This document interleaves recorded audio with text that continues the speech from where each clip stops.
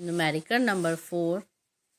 If a given mass of a gas has a volume of 4.5 into 10 की power minus 5 cubic meter at a pressure of 30 kilopascal, what will be the volume of the gas if the pressure is increased to 50 kilopascal while the temperature is kept constant? इस numerical में हमें बताया गया है कि हमारे पास किसी gas का मास है जिसका वॉल्यूम 4.5 इंटू 10 की पावर माइनस 5 क्यूबिक मीटर है और जबकि किस प्रेशर पे वहाँ पे प्रेशर है 30 किलो पास्कल। अब हमें वॉल्यूम मालूम करना है उस गैस का। अगर हम उसका प्रेशर इंक्रीज़ कर दें 50 डिग्री किलो पास्कल जबकि टेम्परेचर को हम उसमें कांस्टेंट रखते हैं। सबसे पहले हम इसमें डाटा बनाते हैं।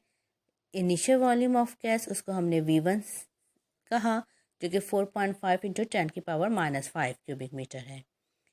इनिशियल प्रेशर जो है गैस का उसको हमने P1 कहा जो कि 30.0 किलो पास्कल है। फाइनल प्रेशर ऑफ गैस उसको हमने P2 कहा जो कि 50 किलो पास्कल है। और फाइंड हमें करना है फाइनल वॉल्यूम ऑफ गैस जो कि हमारे पास P2 है। इसके लिए जो फार्मूला हमें अप्लाई करना होगा वो होगा कांस्टेंट टेम्परेचर पे P1 V1 equal to P2 V2। ये फार्मूला हमारे पास बॉयल्स लॉ का फार्मूला होता है। तो इसमें हमने बॉयल्स लॉ का फार्मूला अप्लाई किया। जो चीज़ अननोन है उसको हमने एक तरफ रख दिया। यहाँ पर हमें फाइंड करना है यानी अननोन हमारे पास V2 है तो V2 को हमने एक तरफ रखा, दूसरी तमाम वैल्यू दूसरी तरफ ले गए, इनकी वैल्यू पुट की, उसे मैथमेटिकली हमने सॉल्व किया। यानी P1 जो है 30 है, V1 है 4.5 इंटू 10 की power minus 5 divided by P2 है यानी 50 हमारे पास P2 प्रेशर है। इसको हमने सॉल्व किया। सॉल्व करके हमारे पास वैल्यू आई 2.7 इंटू 10 की power minus 5 cubic metre. So हमारे पास final volume of a gas जो है वो 2.7 इंटू 10 की power minus 5 cubic metre. Now numerical number 5. A bubble of air rises from the bottom of a pond to the surface. यानी हमारे पास air bubble है जो कि बॉटम से पॉन्ड के सरफेस पर जा रही है। Just before the bubble reach the surface it breaks and the volume was double to its original volume. यानी सरफेस पे पहुंचने से पहले जो है बबल जो है वो ब्रेक हो जाती है और वो जो वॉल्यूम है वो ओरिजिनल वॉल्यूम से डबल हो जाता है। The water has a uniform temperature and its density is 1000 kilogram पर क्यूबिक मीटर। यानी वाटर का टेम्परेचर यूनिफॉर्म है और डेंसिटी 1000 किलोग्राम पर क्यूबिक मीटर है। आप और एटमॉस्फेरिक प्रेशर उसमें 10 की पावर 5 पास्कल है। आपको जो है उसकी पॉन्ड की डेप्थ मालूम करनी है। सबसे पहले हम उसका डाटा बनाते हैं। डेंसिटी ऑफ वाटर जिसको P से डिनोट करते हैं वो 1000 किलोग्राम पर क्यूबिक मीटर है। एटमॉस्फेरिक प्रेशर P से डिनोट करते हैं वो 10 की पावर 5 पास्कल है। और एक्सीलरेशन ड्यू टू ग्रेविटी जो कि स्मॉल g है 9.8 मीटर पर सेकंड स्क्वायर। क्योंकि जब भी कोई मोशन वर्टिकली होता है उसमें हम एक्सीलरेशन ड्यू टू ग्रेविटी लेते हैं। और डेप्थ फाइंड करना है उसको हमने h से डिनोट किया। फार्मूला हमारे पास होता है P equal to rho g H यानी डेप्थ फाइंड करने के लिए हमारे पास H जो है वो हो जाएगा P अपॉन रॉ जी। इसके अंदर हम वैल्यू पुट करेंगे। P की वैल्यू है 10 की पावर 5, रॉ की वैल्यू है हमारे पास यानी डेंसिटी 1000 किलोग्राम और एक्सीलरेशन 9.8। इसको हमने सॉल्व किया। सॉल्व करके हमारे पास जो वैल्यू आई वो है 10.20 मीटर। तो इट मीन जो डेप्थ हमारे पास आई है वो 10.20 मीटर है। तो रिजल्ट में हम लिखेंगे the depth of the pond is 10.20 metre. So यहाँ पर हमने कैलकुलेट किया वो डेप्थ जो कि हमको फाइंड करने के लिए कहा गया था। Numericals number 11.6. An electric heater of power 500 watt raises the temperature of 4 kg of a liquid from 10 degrees Celsius to 15 degrees Celsius in 100 seconds.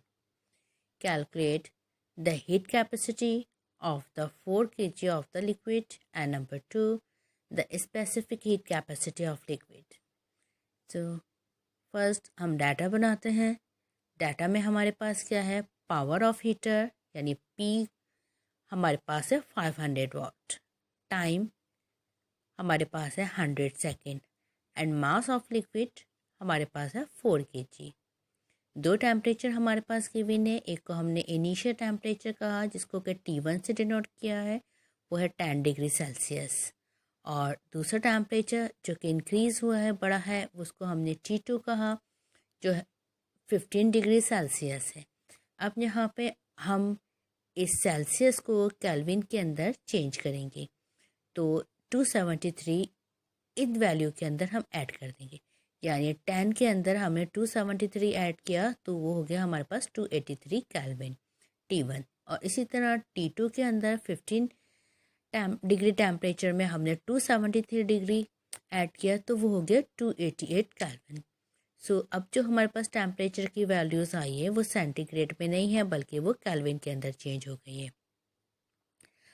अब हमें फाइंड करना है heat capacity of liquid and specific heat capacity of liquid. Heat capacity को हमने capital C से denote किया और specific heat capacity को हमने स्मॉल c से डिनोट किया है। यहाँ जो फार्मूला हम अप्लाई करेंगे, पावर का फार्मूला होता है डेल्टा Q अपॉन T, यानी work done per unit time. So delta Q हमारे पास हो गया P multiply by T। Heat capacity के लिए जो फार्मूला यूज़ किया जाएगा वो delta Q upon delta T, और जो स्पेसिफिक हीट कैपेसिटी के लिए जो फार्मूला यूज़ होगा वो delta Q upon M delta T है। तो इट मीन्स यहाँ पर हमने जो फार्मूला यूज़ करना है यहाँ हम लिख देते हैं। अब हम सॉल्यूशन की हेडिंग डाल के पहला फार्मूला लिखते हैं, delta Q equal to P multiply by T। ये स्मॉल t है जो कि हम टाइम के लिए यूज़ करते हैं। P यानी पावर हमारे पास है 500 और टाइम है हमारे पास 100 सेकेंड। इनको मल्टीप्लाई किया तो हमारे पास आ गया 50,000, और हीट का यूनिट हमारे पास होता है जूल, यानी एनर्जी का यूनिट जूल्स होता है। तो डेल्टा Q हमारे पास 50,000 जूल आ गया। इसके बाद हमें heat capacity of a liquid मालूम करना है जिसका फार्मूला है C equal to delta Q upon delta T। अब डेल्टा Q हमने फाइंड कर लिया, हमने उसकी वैल्यू लिख दी, और डेल्टा T यानी T2 minus T1, 288 minus 283 minus किया तो हमारे पास 5 बचा। इट मीन्स 50,000 को हमने 5 से डिवाइड किया तो हीट कैपेसिटी हमारे पास आ गई 10,000 जूल पर केल्विन। इसी तरीके से हम स्पेसिफिक हीट कैपेसिटी फाइंड करेंगे। इसका फार्मूला हमारे पास small c equal to delta Q upon M delta T।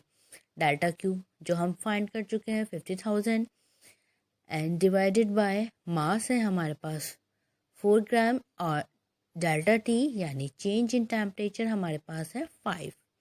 Value put की इसे कैलकुलेट किया तो हमारे पास 2500 जूल पर केजी केल्विन जो है स्पेसिफिक हीट कैपेसिटी आ गया। सो रिजल्ट हमारे पास आया, heat capacity of a liquid is 10,000 joule पर kelvin and specific heat capacity of a liquid is 2500 joule पर केल्विन पर किलोग्राम केल्विन।